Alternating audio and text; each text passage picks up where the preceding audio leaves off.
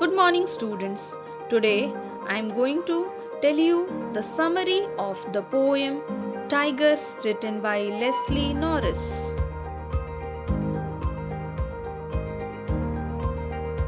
Students, in the first stanza, the poet refers to the tiger, shows the characteristics of human being has been given to the tiger. He is moving up and down in his variety of stripes.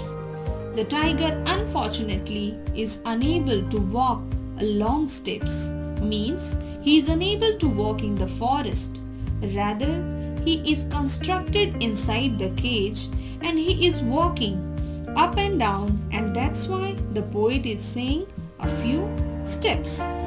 His feet has been compared with the soft velvet which is quietly moving to and fro. Unfortunately, he is unable to show his rude and anger.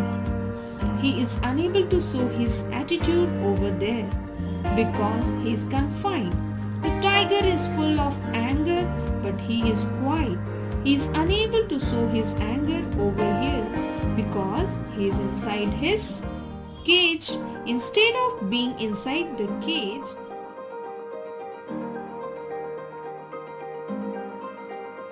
the next stanza, the poet suggests that tiger should be in the forest. Tiger should be roaming here and there proudly in the forest, as the poet is feeling very pity for that innocent animal. He should be roaming here and there in the woods, in the forest. He should be sliding along the long grass. He should be cover flashing himself. He should be hiding and he should be waiting for its prey to pass that can be directly attacked.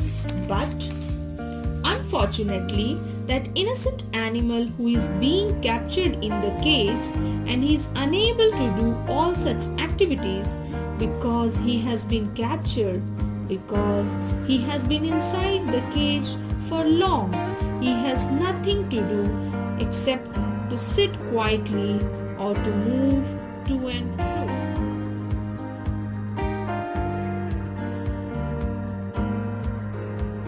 In the third stanza, the poet suggests that instead being inside the cage, tiger should be roaming near the houses of the people. He should be terrorizing the people with his sharp teeth and sharp claws. He should be making them afraid. He should be aware of his presence, but he is doing what he is doing in the cage. He is doing nothing. He is simply sitting or he is moving to and fro. His rage, his anger has been limited. He should be terrorizing people all over, but unfortunately all these elements are being curtained, and that's why the poet is sad for this innocent inhabitant.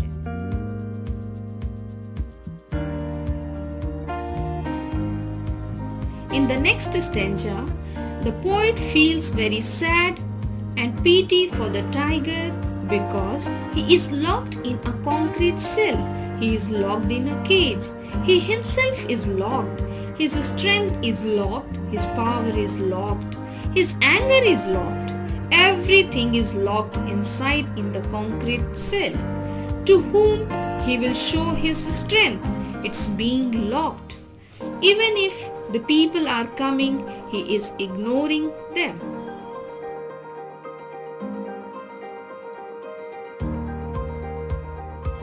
In the last stanza, here the poet says that tiger has no other option except to hear sound of the zookeeper who is locking the cage and also the patrolling cars. The word patrolling cars is in sharp contrast with the melody of sounds in the forest, where the stars are shining in the sky, as well as tiger's eyes are shining. The only difference is that a tiger is locked inside the cage and he is yearning for freedom, whereas on the other hand, the stars are free in the sky, Finally, the poet gives a wonderful message that wild animals like tigers should be allowed to remain in the forest instead of being caged. Students, I hope you all have understood the summary of the poem. Thank you.